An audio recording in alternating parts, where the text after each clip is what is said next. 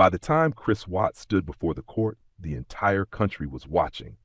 The smiling family man, once posing in happy photos with Shanann and their daughters, was now revealed as a cold-blooded killer. The prosecution laid out the horrifying details in a voice that was steady but heavy with grief. Shanann, 15 weeks pregnant, strangled in her own bed. Bella and Celeste, smothered by the very hands that were supposed to protect them. Their tiny bodies dumped in oil tanks, left to decay in the dark. And all of this, for what? So Chris could chase a new life with his mistress. The courtroom was filled with sobs. Shanann's family sat clutching one another, broken but determined to hear every word.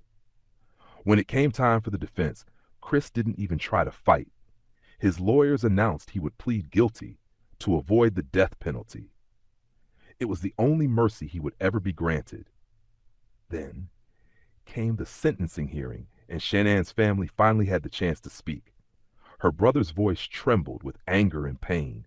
He called Chris a coward, a man who destroyed 4 lives without hesitation. Her father, Frank Rzucek, looked directly at Chris.